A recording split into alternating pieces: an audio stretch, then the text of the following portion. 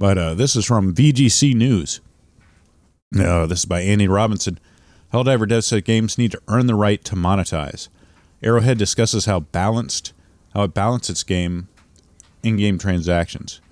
The CEO of Helldivers 2 developer Arrowhead has discussed the design of the game's in-game transactions and how it believes titles with such micropayments need to earn the right to monetize. The PlayStation Studios PvE shooter launched on PS5 last weekend. It's already amassed 14,000 players, making it by far PlayStation's most successful launch of Steam. One of the areas garnered a lot of discussion has been microtransactions. It's a $40 game. It also, I think, has like a premium version. Includes rotating cosmetics, which each set of armor costs between $2 to $5. So it's pretty cheap. They can also earn the virtual in-game influences and then respond to a fan on X who praised titles as opposed to monetization. John Pistol wrote, "You have to earn the right to monetize. I truly believe that. If people want to support this title, they have the option, but we aren't forcing anyone to do so." So, other posts to discuss how the team in-game balance try to avoid the pay-to-win. In response, fans noticed that the Game Pass's content can be purchased via currency collected during gameplay. Partially, we really applied ourselves not to make it pay-to-win, even though items are functionally different. The only items that are pay-to-win is the revolver, which you will win any cool gun competition. Only minor problem is it's not that good. So, with Helldivers, and I think they do have a pretty good monetization system, where they have like a season pass that isn't really a season pass. It lasts for as long as you want. And they have like a premium season pass, which has like a different tree you can go down, and you kind of use medals, which you get for completing missions, and you can collect if you like go to different spots and note. You can collect those things, and then you use those medals to purchase stuff in the passes, and you can unlock the premium pass with like $10 worth of super credits. And there also is a super store with certain exclusive armor, but the armor gives like small benefits, but it's nothing huge. And you can usually find something that's kind of equivalent in the free pass eventually, or in the premium pass. And you can actually, like I said, you can earn the super credits, which is their premium money or whatever currency, through playing the game, doing certain things like searching the map to find these downed ships. So you can earn, and like some people like come up with like 200 credit an hour, super credit an hour farms.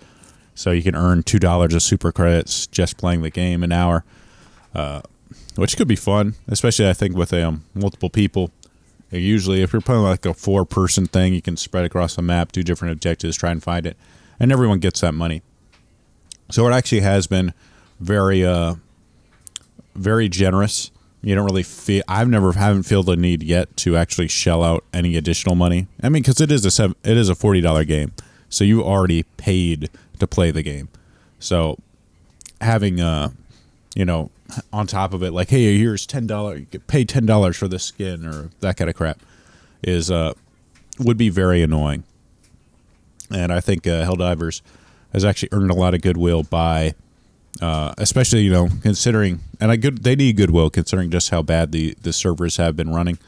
So I think it definitely helps to show that they weren't trying to like kind of like, you can kind of sense when companies are doing it when they've really set up the game to push you into paying for microtransactions, and a lot of companies do that. You can see the typical kind of stuff like, here's some FOMO, and they do kind of do the FOMO thing where it's a rotating store, so you only have a certain amount of time where the armor will be available.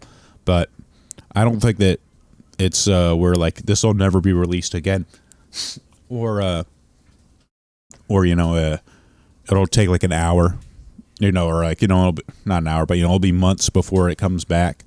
where it's, like advertised as like new stuff, or like, when you get in the game and like there's this big banner in it, in like one of the corners, like, oh, check out this new stuff. You haven't seen that in the game, and that's a good thing. Like, some of the free to play, which, I mean, some of the free to play stuff too, but at least with free to play, you're not paying any money up front. But I mean, speaking of Suicide Squad, as I think it was JBB that mentioned it. I was looking up the Suicide Squad Kill the Justice League charts. Its all-time peak was basically like 13,500, pretty close there, and it hit that. This is 7 days, and then in the weekend, it's slowly been. I think this was a maintenance. But as you can see, at one point dipping below 1,000 players, and like peaking at almost like 2,000, 21, 2,200. I think this is kind of like the weekend, and then dipping down to 1,123. Ouch. Absolutely ouch. Let me see if I can Steam charts. Let me see if, just for comparison. Let's see if we can find it. A tale of two video games here. This is Helldivers. Let's see, we're at 263,000. A little bit more. 326,000. 300,000. Its low is just below 200,000. Incredible.